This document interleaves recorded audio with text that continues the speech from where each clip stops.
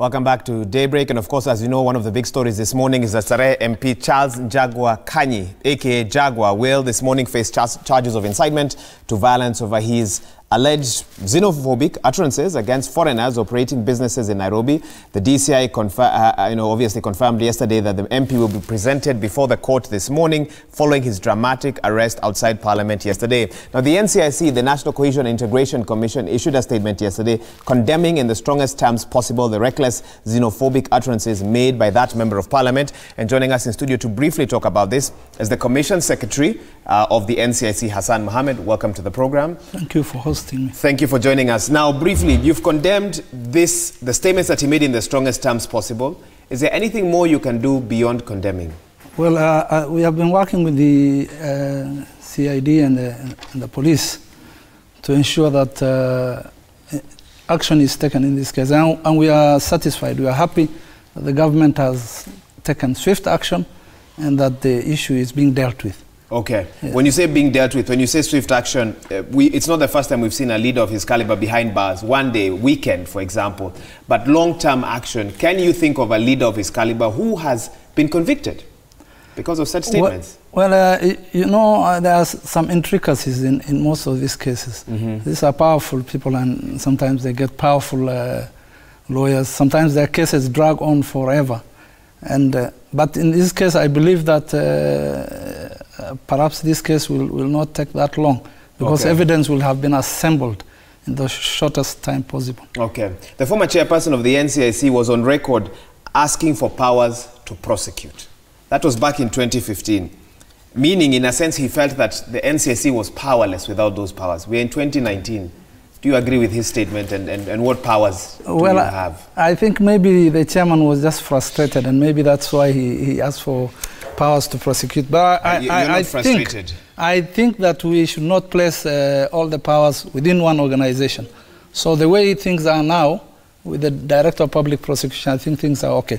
But there are weaknesses in the law which we need to amend, and those weaknesses, I think, are things which we should take care of. Okay. So how does NCIC work without powers? How do you foster cohesion without punishing those who are going against a cohesive society? Yeah, we don't have a problem. Are you like a whistleblower that points to the police? Please, Kamata Huyu, for example? And no, we are not whistleblowers, because we have officers who do the arrest. We have officers who are attached to the commission. We have about 9 officers from the Directorate of Criminal Investigation with police powers, so they can arrest when we want them to arrest people. And we have the law gives us the powers to deal with those issues. But like any other organization, we pass on, after we have compiled the file, we pass it on to the Director of Public Prosecution. But it has been easy of late, because what we have been doing is having a multi-agency approach. Okay. So we have officers from the Directorate of Criminal Investigation, we have Directorate of Public Prosecution, and our officers working together whenever the need arises, and they look at the files and complete them and pass them over to the DPP. And again, you say the complexities of the system is why there have not been any convictions when it comes to matters cohesion and those who go against it. You see, many of the cases we have, this case probably is different. We are trying to approach this case now by getting the clips, for example, from the Communication Authority of Kenya. Okay. But in many cases, when these people speak, outside there, we don't have people, our officers are only based in Nairobi. And they're only 9. I'm worried about that. No, the prosecution, the officers who do investigations are just 9. But ideally, we should have had officers in the field who will be monitoring these issues. During elections, we are given a little bit of money, and what we do is we have monitors. We employ monitors for all these areas. But after elections, we don't have enough money to pay those officers. So what we do most of the times is we rely on clips from you.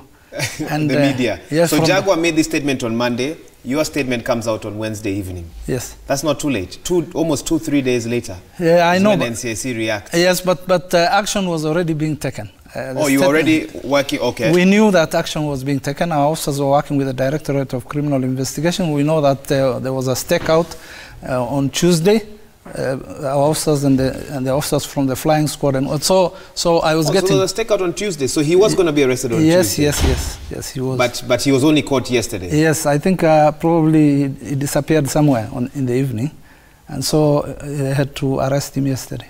Okay. Now, long term, you know the damage has already been done. There are foreigners probably in this country thinking, how safe are we if a leader of this caliber can make such statements? What can NCIC do with limited budget and limited personnel to rebuild the trust of foreign nationals, of Kenyans, of anyone here who may feel that they are threatened by others?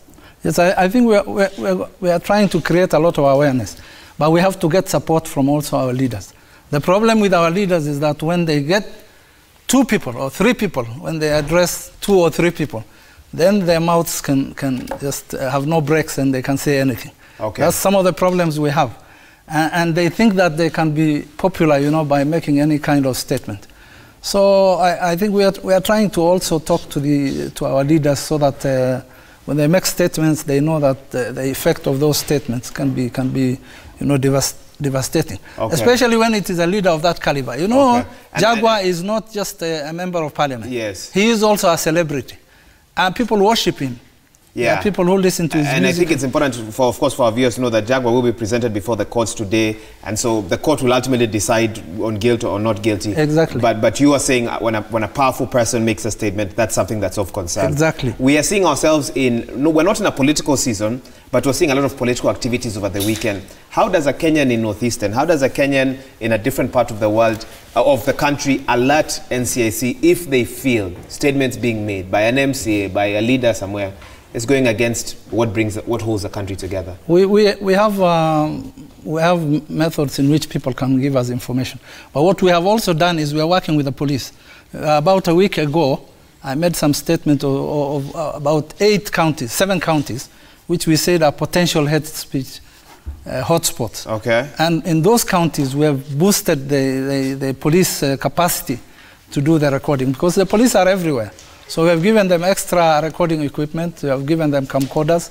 They will be in those meetings, because there are meetings in those places every weekend. And so they will be recording those speeches there. And if they find that there's something, you know, somebody has broken the law, then action will be taken. So we are, first of all, we are relying on the police everywhere, because we are giving them equipment, and especially those areas where we have mapped as hotspot areas. But the public can also report. We have even a toll-free number, 15666, where people can report. 15666 is a toll-free number where people can report. Hassan Mohammed, the Commission Secretary of the NCIC, effectively the CEO. Thank you for finding time for us this morning. Thank you. On Daybreak.